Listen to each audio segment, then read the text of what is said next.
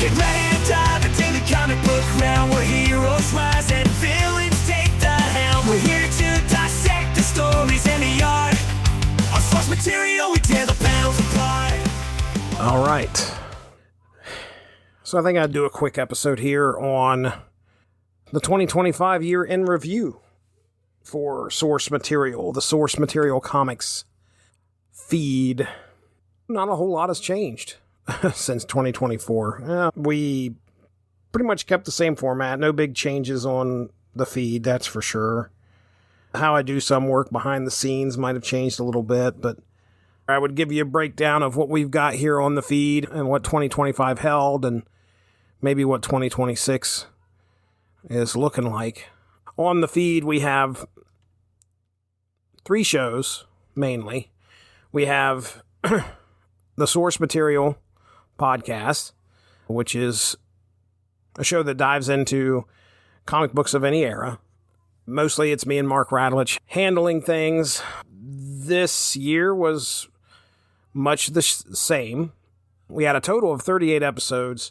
28 of those were the main numbered episodes that we usually do. I did 5 episodes of the Superblog Team Up this year, which was the End Time event, and I did Time Quake. I also did some X-Men at 25 specials, which were 3 episodes covering the movie prequels for Magneto, Rogue, and Wolverine. I participated in JS April this year for the first time, which was among many other podcasts during that month. I did 1 episode of syndicated source material, which was Spawn number 1. I like to grab those previous episodes and edit them up and release them as syndicated source materials. And only did 1 of those this year. And that was my discussion with Benjamin J. Cologne on Spawn number 1. Snap material, 47 episodes of that. Me and Evan Bevins getting together and doing Snap material. We usually do previews of the next season, reviews of the last season, our meta and unlocks. We do lists and rankings and tier lists for different cards for Marvel Snap. And that was pretty consistent this year. And Unspoken Issues, I had 51 episodes of that. A lot of that has to do with I took a story or an issue and segmented it out into very, very short podcasts. So even though it seems like it's a lot of episodes, there were a lot of mini episodes that made up that 51 episodes. Some of those episodes, like the Rafferty saga, where I talked about that event in Malibu Comics. Me, Evan, and Chris talking Midnight Massacre. That was 5 episodes of Unspoken Issues. Recently, I did the Marvel Holiday Special, 8 episodes covering 1 episode per story. Then I had 15 episodes based on the Black September 30th anniversary event. That was one of my biggest undertakings. Chris was involved in a few episodes. I did a lot of solo episodes, but it was the first time I'd actually sat down and read Black September. So digging into the details here, the Snap material, I'm not going to go too deep into that. If you like Marvel Snap, me and Evan Bevins had a lot of fun doing those. Let's see, my goodness, top 5s. I'm looking to see what the top 5s were for Snap material. Those are usually my favorite episodes. The rest are pretty standard, like, okay, we've got a card coming up. This is what the card is. This is what we're going to talk about. But our top 5s are stuff that me and Evan both come up with on our own. We had the top 5 cards of the year, which was a good discussion. We usually do that around November. Top 5 cards that need a First Steps update. Top 5 cards that would be good football players. Hey, that come from the mind of Evan Bevins. A lot of the fun of those episodes are us trying to figure out a way to work these cards or characters into the theme. Top 5 cards you don't want from the X-Mansion. Top 5 combos we'd like to see in comics. All comes from watching cards interact together in comics, the characters would have no business actually working together. So just watching a story be created because Black Panther and Arnim Zola have to work together would be interesting. Top 5 most enticing season pass cards. That was a fun discussion. Top 5 worst pixel avatars. Oh my gosh, hilarious. And then top 5 cards we're afraid will get nerfed. So again, I'm looking at trying to, I think this fit in with Halloween, if I remember correctly. We're just kind of tying it in with being afraid, and sometimes we don't want to watch a card get nerfed.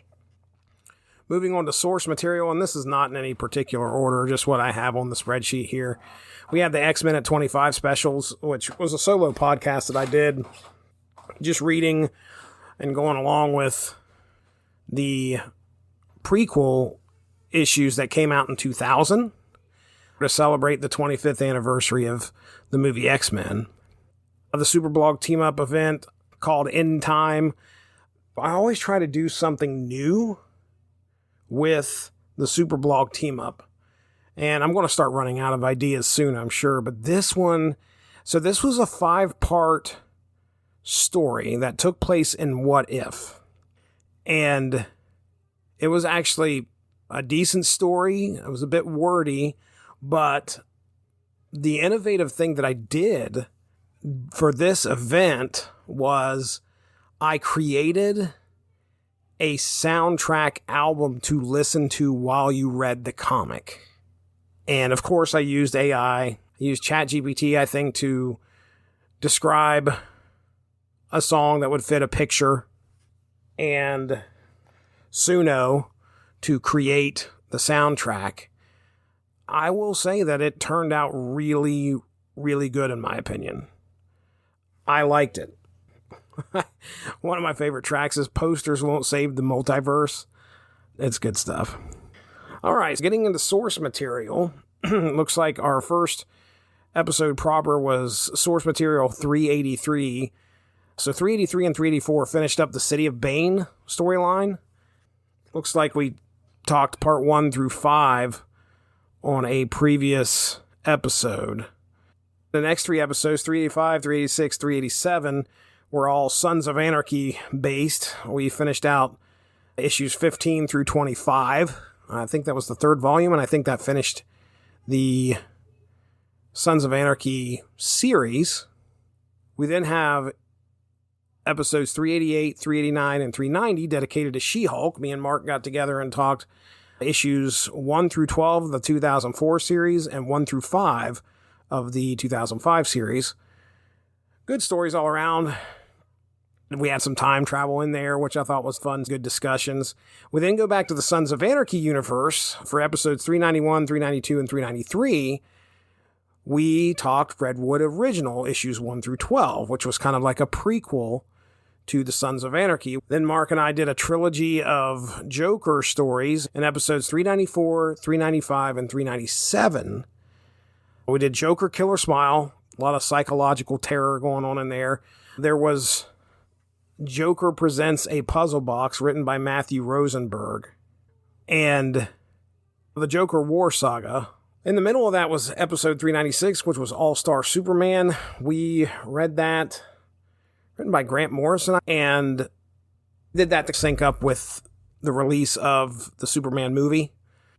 And then me and Al Sedano finally get together and finish out our discussion on Quantum and Woody by doing Volume 3 in episode 398.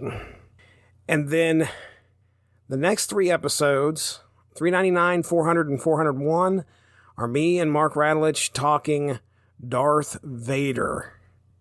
We did all 25 issues of Darth Vader, an annual, and also Vader Down during those episodes. If you want to know what happens and our thoughts on that whole series, check it out.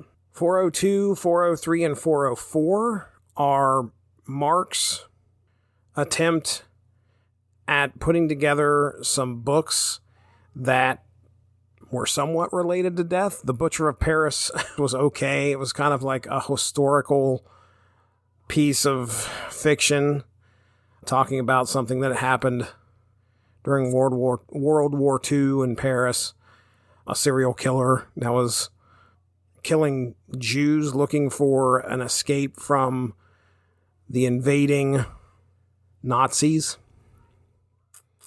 The Crow was the first time I had the chance to read The Crow. Watched the movie, but I'd never read the book, and we had a great discussion. The Many Deaths of Laila Starr was our next episode for 404. Wow. I mean, that was a book that, death is basically out of a job because somebody has invented immortality. And so the representation of death found its way to Earth and decided it was going to try to kill that inventor as a child before they invented immortality. And, a good discussion ensues. And then the next 3 episodes, 405, 406, 407, are Day Tripper 1 through 10, a book I wasn't expecting to be as good as it was. Every issue is the main character dying just after he pretty much makes a realization of something that changes his life. And it led to some good discussions. And then our final Mark and I episode of the year was Santa Claus Private Eye. So good, story by independent publisher Darby Pop. A neat way to use Santa Claus as a crime noir tale. I like that. 409 was a one-off where Evan, Chris, and I got together and talked Marvel 2-in-1, number 8. So any chance to talk about Steve Gerber's a good one. Then 410 is myself and Alexis Hana talking TMNT and Stranger Things crossing over. Yes, that does happen. So this was from 2023. It was a good story. Check it out. Now, looking at the Unspoken Issues front here, again, this is the show that I get together with either some friends or just go it alone and talk 90s comics. The first one I have listed here actually happened in September, and that was the 14-part? Gosh, is it 14 or 15? There's 15 episodes. I think one of them I had to kind of shove in between one, and it was out of order because I didn't air it.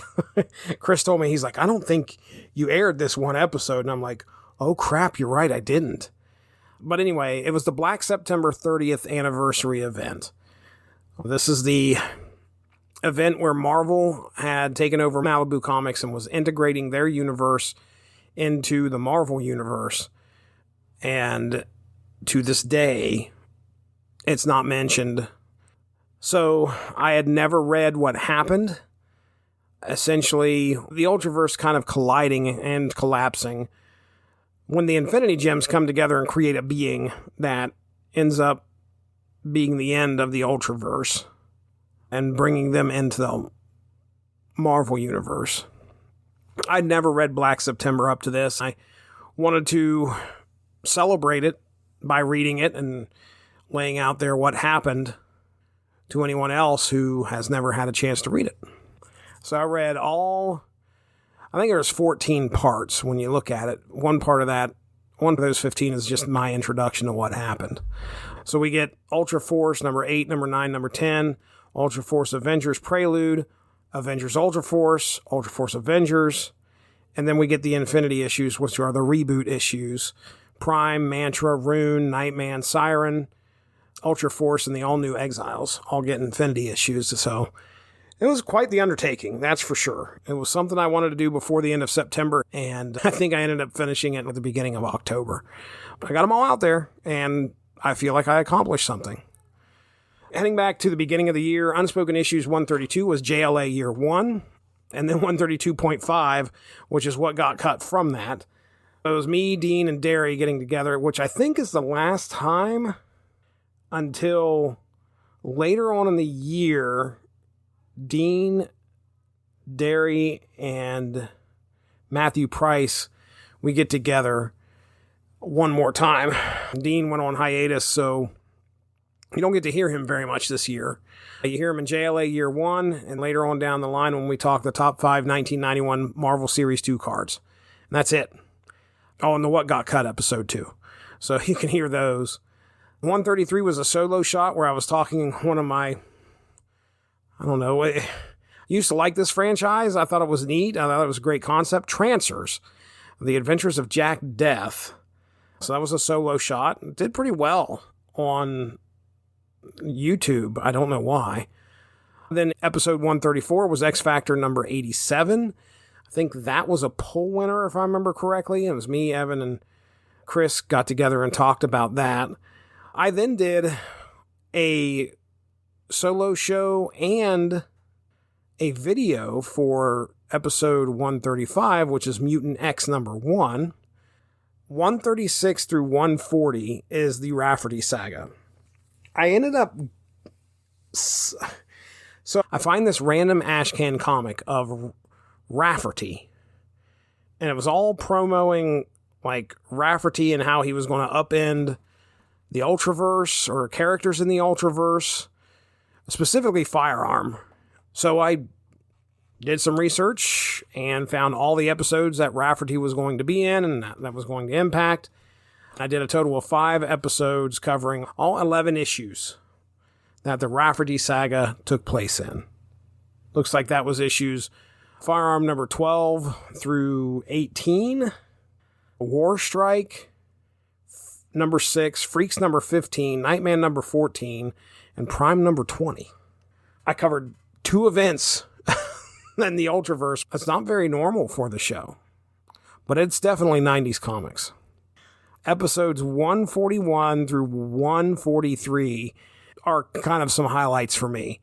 Me and Chris Armstrong get together and we talk the movie adaptations of Teenage Mutant Ninja Turtles 1, 2, and 3. And not only did we talk about the books compared to the movie, which is, I think this is the first time where I was like, this is kind of a backwards comic strip, the show that Mark does, where the show compares the movie adaptation to the comic. This was backwards, where we took the comic book adaptation of the movie and compared it. Not only that, I took it a step further and listened to the soundtracks of each movie. And then I did a review of the soundtracks on the episodes. That was fun. And Chris is as big of a Teenage Mutant Ninja Turtles fan as I am. So getting to sit down and talk these movies with him and read the book and, talk about the art style and all of that, lots of fun. And then Unspoken Issues 144, we do another series of issues. It's me, Evan, and Chris talking Amazing Spider-Man Round Robin, the Sidekick's Revenge. I'd never read the story. I own a lot of the issues. So it was finally nice to kind of knock that off. And then episode 145, Wildcats number 2. Me and Chris get together and talk Wildcats. We realized we had talked that whole 4-issue series of Wildcats out of order. I don't know if it was a poll winner or if we just decided, hey, we need to talk Wildcats number 2, because that was the last of the 4 issues we needed to talk about. And then 146, The Fighting American. Me, Chris, and Evan get together and talk about Rob Liefeld's Fighting American number 1. In episode 147, we discuss Wolverine number 50, which I think we were tying in with gimmick covers at that point. This is the infamous panel where Wolverine is pushing his motorcycle up the stairs in this building, which was a pretty funny visual and was something we referenced quite a few times afterwards. I mentioned episode 148, top 5 1991 Marvel Series 2 cards. That was cool. 149, episode 149 was Fantastic Four 371. This was a gimmick cover one, wasn't it? Yeah, this was the Nova Flame cover. You either got the red or the white one. Episode 150 ends up being, I think, the most listened to episode of the year. I remember coming up with the idea for this. I was a fan of the Rock comics that had come out in the late 80s. There was another company that did comic books in the 90s based on rock and roll and metal bands. About a month after Ozzy Osbourne had passed away, I had seen that there was a book done about Ozzy Osbourne. I think it was Rocket Comics, ROCK-IT.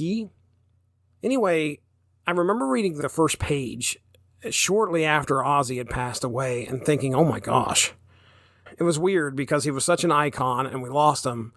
And the first few pages are Ozzy Osbourne singing in front of a large crowd at a concert, and he gets struck by lightning. The rest of the book is him in essentially limbo, trying to outwit these three, I don't want to call them demons, but they could be characterized as that.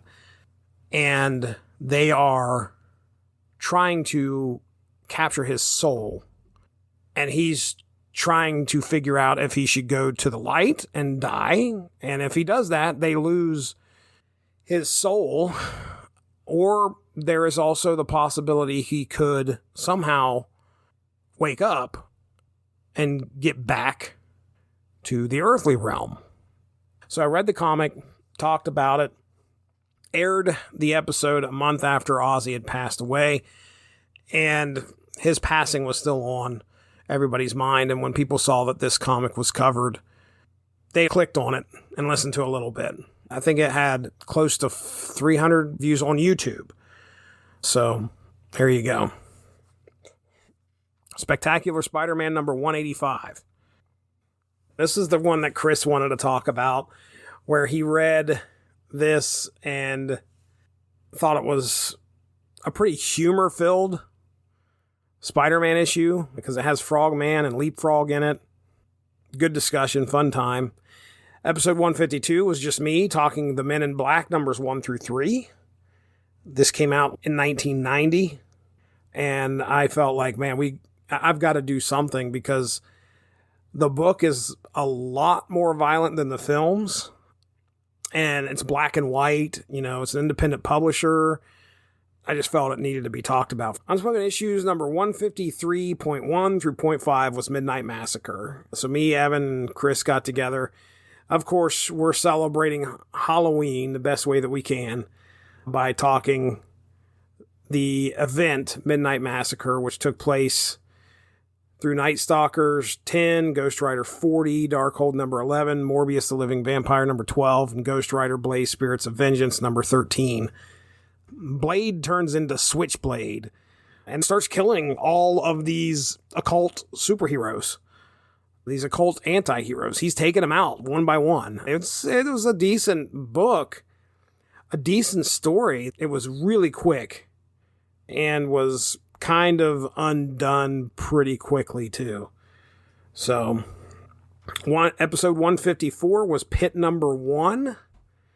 We got together and talked about Dale Keown and that first ripping issue of Pit. It was me, Evan, and Chris talking some beautiful Dale Keown art. Unspoken Issues 155.1 through .8 was all 8 stories coming out of the Marvel Holiday Special from 1993. That is the Source Material Comics feed summary. Let's talk about the YouTube channel real quick. We're just going to look at 2025 up to today, which is the 28th of December. I've started using, or at least publishing, everything to YouTube now, which can sometimes garner more views, listens. The analytics is nice to be able to see and break down and kind of get an idea of what performs well versus what doesn't. Anyway, I'll give you a rundown from 10 to 1 for my top 10 videos on YouTube. So yeah, this is the Source Material Comics feed, which includes Snap Material and Unspoken Issues as well.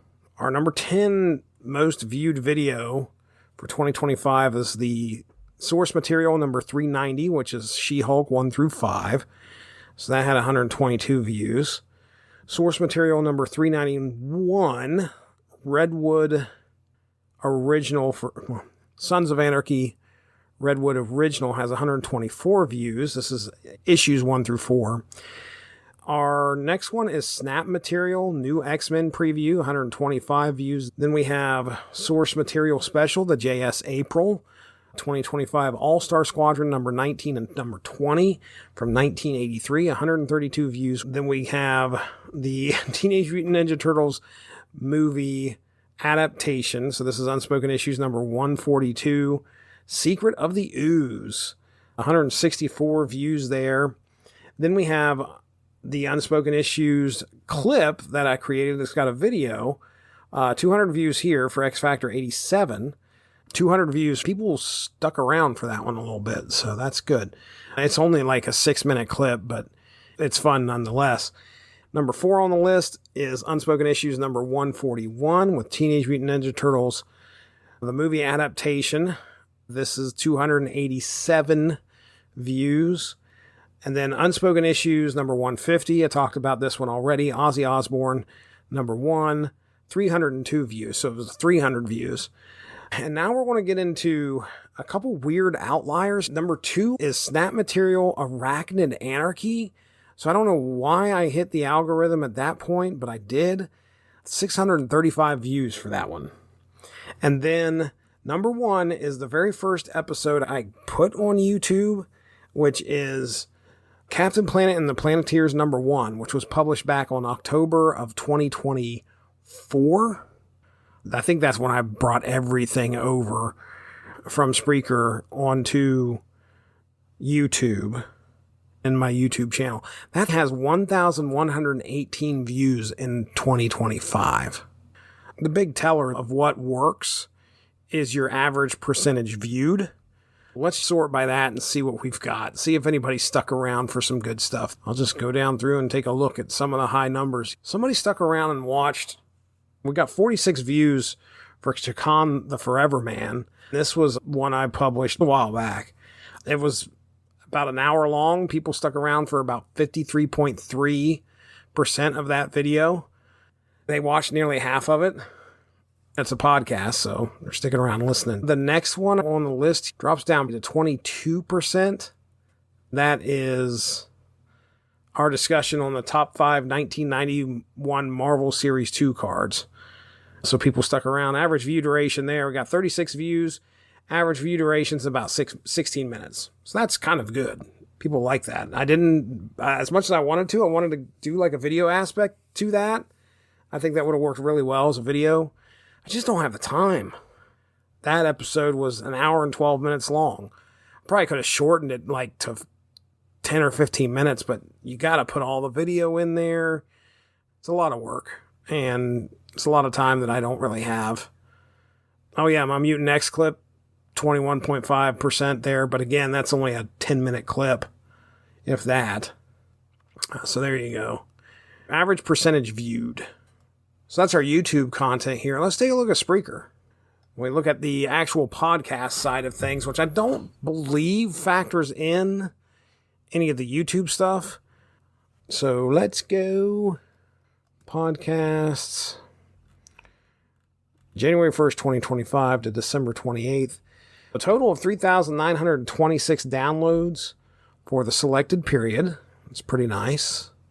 Views, by the way, was 8,033 over on YouTube for the 2025. So again, the YouTube views significantly outweigh what's happening. It's just about double, right on the nose. About 4,000 downloads for the selected period for Spreaker and 8,000 views over on YouTube. All right, so let's look at the top 10 let's see if it kind of compares, how it compares with what we have over there on YouTube. Top 10, 3, 6. All right, we're going to start with the top 5 1991 Marvel Series 2 cards. Yep, that had a total of 30 listens, 30 downloads. Round Robin, The Sidekick's Revenge. I don't think that was listed over in YouTube land. That one also had 30. She-Hulk number 1 through 5. Yes, we mentioned that. That was source material number 390. Fighting America number 1 had 32 downloads. She-Hulk had 31. X-Factor number 87 had 32 downloads. Unspoken Issues number 145, Wildcats number 2 had 34 downloads. The TMNT, the movie adaptation for Unspoken Issues, had a total of 39 downloads. Black September Part 1 had 41 downloads in September of 2025. JLA Year 1 aired January 13th of 2025, has a total of 41 downloads. And then our number one most downloaded podcast, according to Spreaker, was Source Material Special JS April 2025, All-Star Squadron 19 and 20. Total of 75 downloads. That had a built-in audience because the goal of that event was to get other people to listen to other people's content. So 75 downloads does not surprise me there. One of my other favorite things to do is look at the geolocation or the nations that are listening to us. Top 5. Looks like Greece coming in with 57 listens. Australia, number 4 with 75 listens. The UK, number 3 with 117. Canada, number 2, has 180. And then United States, of course, 3,121 at number 1. And let's click on that and see the states. Top 5, Florida with 202 listens during the year. Then number 4 is the one that kind of has me scratching my head. California. Let's just click on that real quick. 270 downloads, 120 of that being in Los Angeles, and another 63 in Fremont, California. So that's interesting. You know, California coming in at number 4, beating out Florida. The top 3, somehow Ohio is number 3. Ohio is number 3 with 289 downloads, tied with Kentucky. So Ohio's me. Kentucky's Chris. They've got 289, which actually I could probably click on that and see. Yeah, my boy Chris in Paducah with 177 downloads there. Louisville with 94, which could be Chris just driving around. Number 1, though, in the listening category here, as far as states go, the number 1 state that listens to the Source Material Comics feed is West Virginia. Now, I know that's Evan. We should see number 1 being Parkersburg, West Virginia here. Yep, Parkersburg, West Virginia. Then Fairmont, Morgantown, and Huntington coming up with the next 3. Fairmont, 25. Morgantown, 23. And Huntington, a total of 11 there. Princeton, be listening to...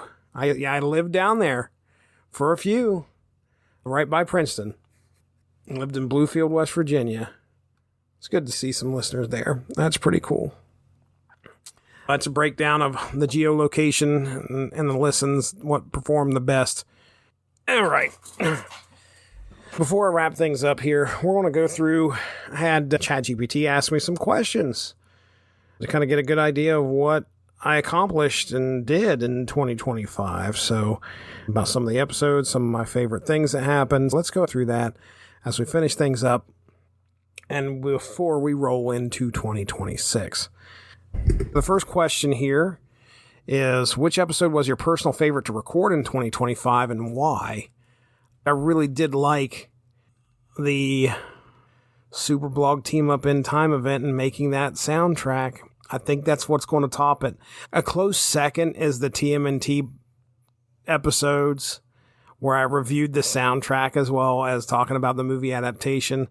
But doing the solo shot of just me reading the Time Quake books, that was a story that I'd wanted to read for quite a while. And putting together the soundtrack was kind of ambitious and fun. The soundtrack to that book is out there in Suno. You can go and listen to it if you want. Just look for Time Quake. You're going to be able to find it. It was one of those things where I got to do AI music, and it sounded so good. It sounded good. We were at a point, we were just crossed actually into the point where AI music had actually begun to fool people that it was actual music. It had crossed a threshold. and still had another step to go later on in the year, because shortly after I had created Time Quake, V5 of Suno had dropped. I used version 4.5 to create all of the tracks for Time Quake, and then version 5 drops a month or two after that, and it sounded phenomenal. These are tracks with no lyrics. They're supposed to give you this kind of space sci-fi feel. And, at one point, there's a story that goes to Asgard. But the feeling of that book and the songs that are kind of woven in to that story, or because of that story, or by that story. I think Set is the Egyptian death god. So there is a song. The prompt was specifically to make the song have this Egyptian feel to it, and it pulled it off. I'm telling you, folks, if you get a chance, go check out that soundtrack. Not only did I get to read a book that I hadn't read before, and it wasn't the greatest story, but I revere the What If books and the stories that they try to tell. And I don't think it was the greatest story that was being told, but I'll stand by that soundtrack. I'm going to most likely cover all of those songs into version 5. Basically convert those songs into a version 5 counterpart and do a version 5 album of Time Quake. I think it ended up being like 11 songs or 14 songs. It was a pretty long soundtrack. One of the songs was near 8 minutes long. Pretty crazy, but still good. It was really good. So there you go. Long answer for question 1. Was there an episode that surprised you with how well it performed or didn't? I already talked about Ozzy Osbourne. 300 views. That felt organic. I hated the feeling that I was capitalizing on the passing of Ozzy Osbourne, but I didn't release it 2 or 3 days after he had passed. It was a month. I think that latched on to the people who were still seeking out stuff about Ozzy Osbourne, and nobody knew there was a comic out there about it, so. But it did surprise me how well it did. Actually, Arachnid Anarchy. That one that Snap Material episode on Arachnid Anarchy, all the other episodes kind of hang back. That one, for some reason, exploded, and I do not know why. Question 3, what comic book or story arc got the most unexpected reaction from listeners or guests? There were some comments on, let's go take a look. I guess we're going to land on, I've got 2 comments on my Evil Ernie Youth Gone Wild book. One 6 months ago where it says, "Word, are you out there?" I don't know what that means. And then 1 month ago, the comment says, "Sworn," completely in caps, SWORN. "Thanks for the video." I mean, that's kind of surprising. I don't understand. Evil Ernie was a weird book. Cool black and white, super violent, looked good. But I guess I'll go ahead and land with that. Episode didn't happen in 2025, but the comments did. So there you go. Which guest brought the most unexpected insight or chaos to an episode this year? It's always Mark. As far as chaos goes, he's always like, you never know what kind of silly story he's going to have. And when you look at the array of guests this year, gosh, you can count them on just about one hand, maybe 2. If you had to recommend one 2025 episode to a new listener, which would it be? I'm going to rule out Snap Material. I'm going to stick with comics, because Snap Material is strictly based on Marvel Snap. You got to play the game Marvel Snap. I'm sure there's something there for you if you're interested in it. Gosh. What was one of the best discussions we had? Mark and I had a great discussion. I think I'll go with The Crow. I think our discussion on there was good. I'll roll with that because that is a popular comic. Popular enough. Mark and I had a good discussion about some of the crazy traumatic stuff that Eric Draven had to go through. And also some of the stuff that the creator had to go through as well. So I'll go with The Crow. That kind of exemplifies a lot of what we do here. What was your proudest podcast accomplishment of 2025? Was it views, consistency, or new format? Views really do not. I like to look at stuff to see what performs well. I'm not constantly checking my views. Consistency is always something that I strive for with the podcast. I want to usually go from start to finish as quick as I can on some things. I don't like to be inconsistent, although when you look at some of this stuff, you could probably say that's not consistent at all. Mark and I doing Darth Vader, Vader Down, and then the annual, that was the most issues I'd ever read of a comic consistently and talked about it on podcasts. So I feel that was an accomplishment. I didn't really have a new format. I did kind of start to change things up a little bit. Back in the day, I would sit there and I would, okay, we're doing 12 issues. So I'm going to do a large synopsis for the first 4. We'll break and talk. Second 4, break and talk. Third 4, break and talk. Well, we sort of did that and just created an episode out of each discussion. Instead of making it all one show, Sons of Anarchy Redwood Original became 3 separate shows, 4 issues apiece. The episode lengths have really decreased. Sometimes you may see an episode that is 15 minutes long because we don't have much to say about what's going on. I want to get the gist of the comic book out there. It's part of the story. Sometimes you'll hit some that are between 30 and 45 minutes. There's going to be some that are over an hour.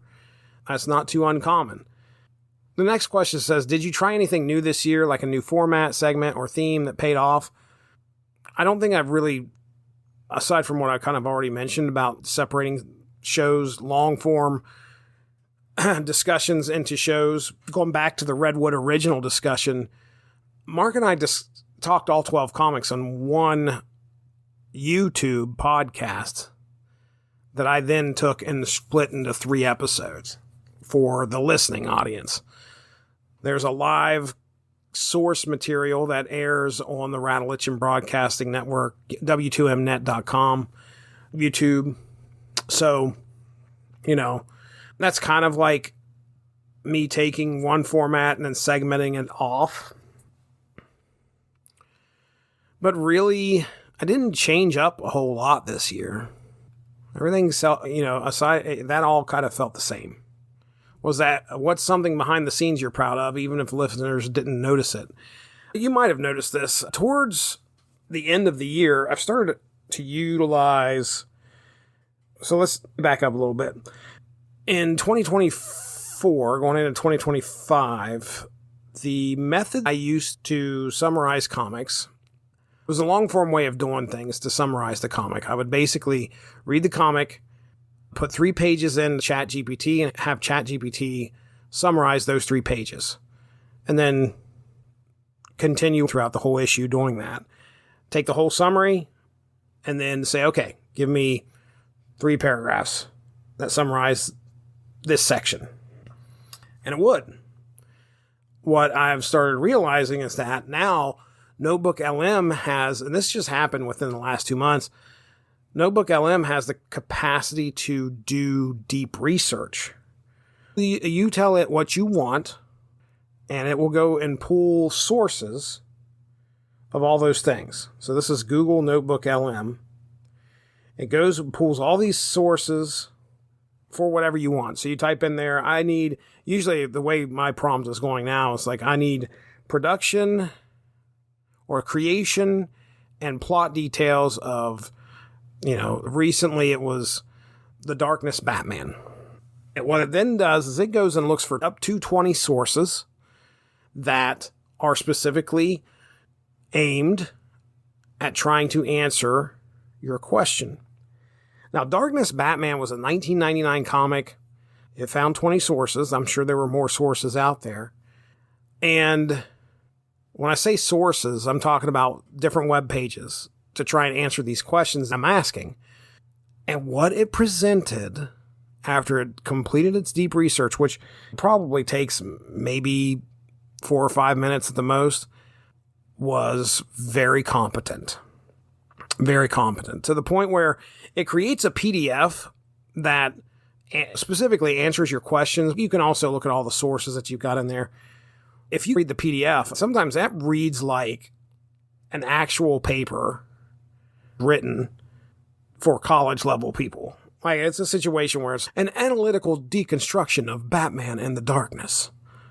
And then it goes off and it tells you about the plot. It tells you about the characters. With Notebook LM, you can ask anything and it pulls strictly from those sources. It doesn't go outside of the sources, as far as I know, unless you ask it to. It looks at all the sources you've got there. All this to say is now I've abandoned actually putting the images into ChatGPT and asking for a summary. What I've now done is I've done Notebook LM deep research. It's free.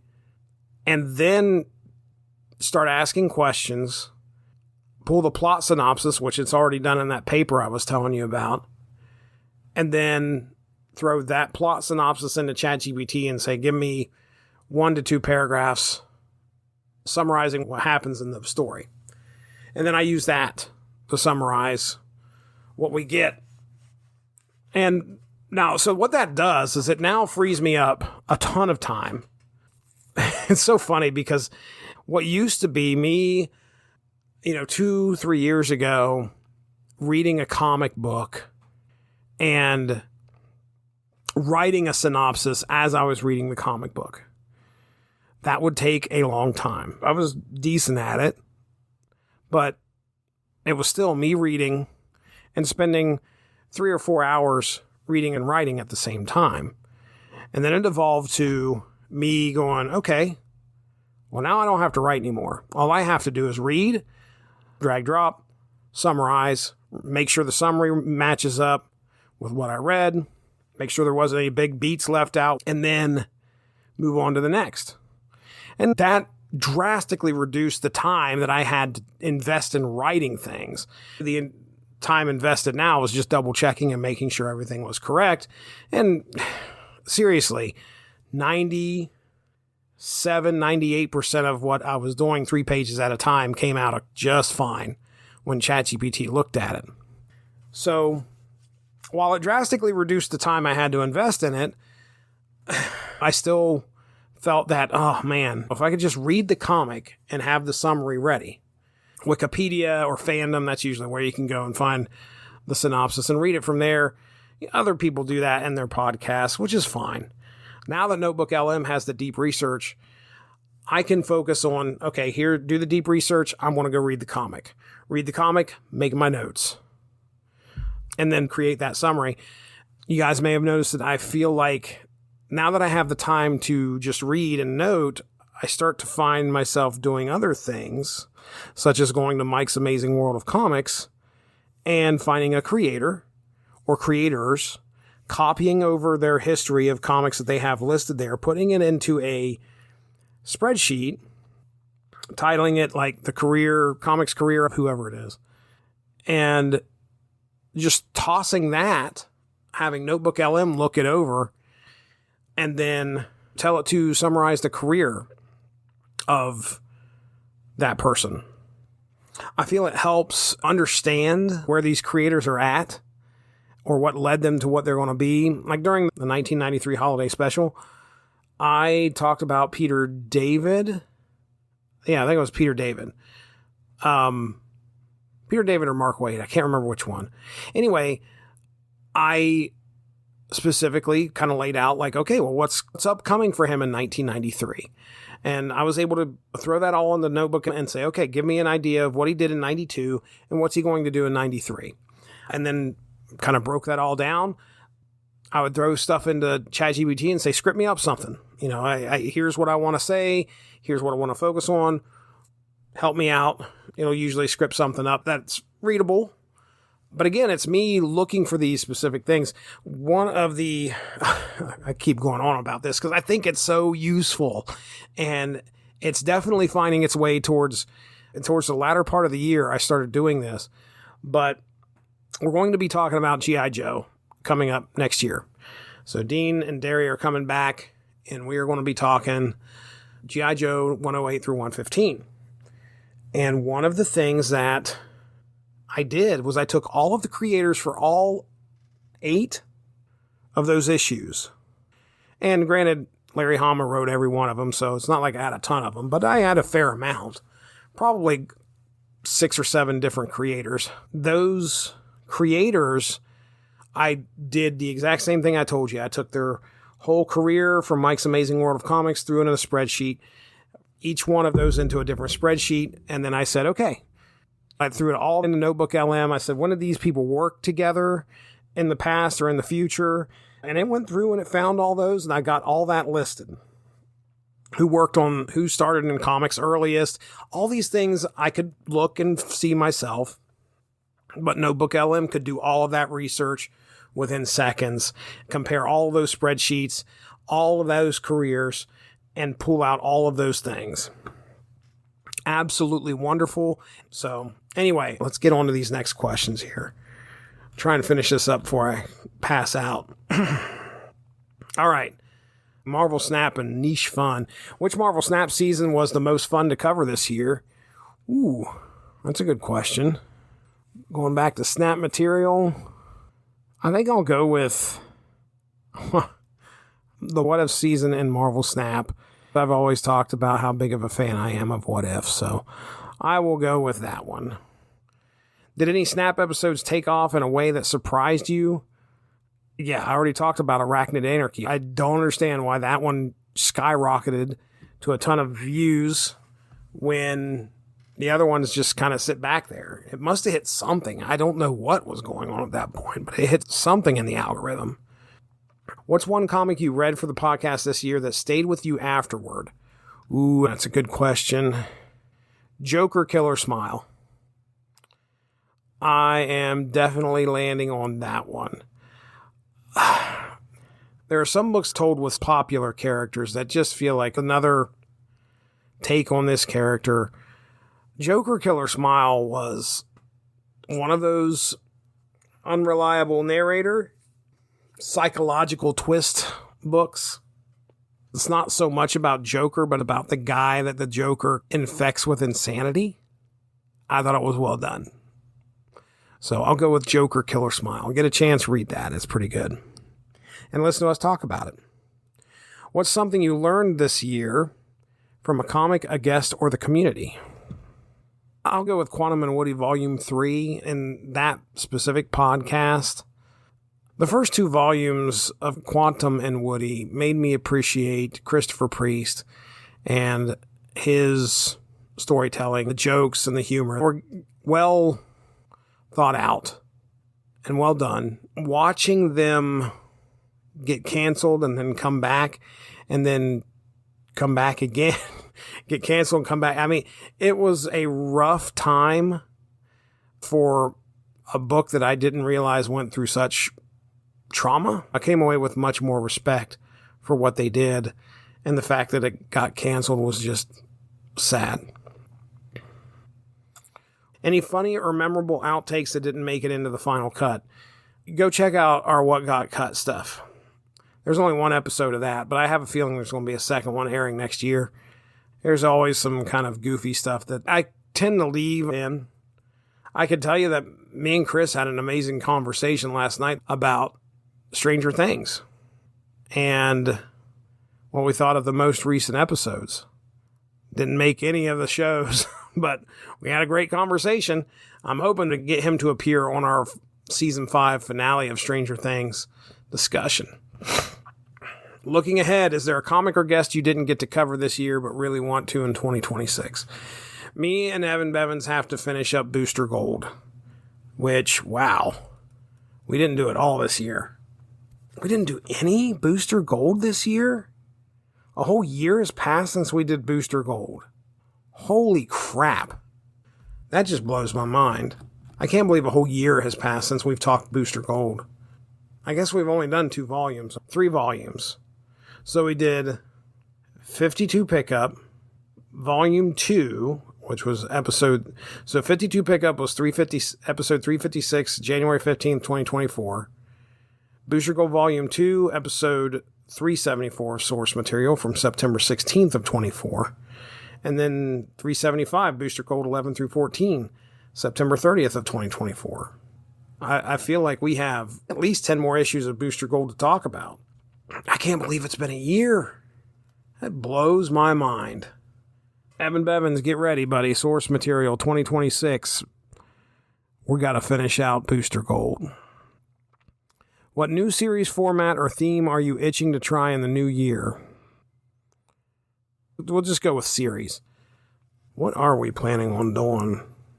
At some point, I want to get to the Exiles. I want to do some source material episodes on the Exiles. And I want to do them with Evan because he's a big What If fan. Now, Mark has stuff scheduled deep into 2026. So, again, we do 3 series each time we talk. So, on next Sunday, it's going to be Cobra Commander. It's going to be, to click on it, Darth Maul and Shredder in Hell. We then have, on February 1st, we're recording Drax by CM Punk and Drax the Destroyer Earthfall. Oh. May 31st, Incredible Hercules Volume 1.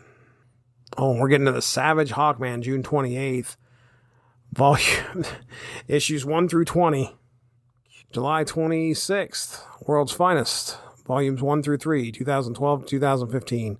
We're doing volumes 4 through 6 on August 30th. We're going to do 2008 Thor by J. Michael Straczynski in September of 2026. That's what we're looking forward to with Mark. If your podcast had a tagline for 2025, what would it be? What would it be? Come have fun listening to us talk about comics and games. Thanks for joining us. All of this would not be possible without W2Mnet.com, so make sure to seek them out for more podcasts. If you enjoyed what you heard today, please feel free to share, and we look forward to entertaining you again soon.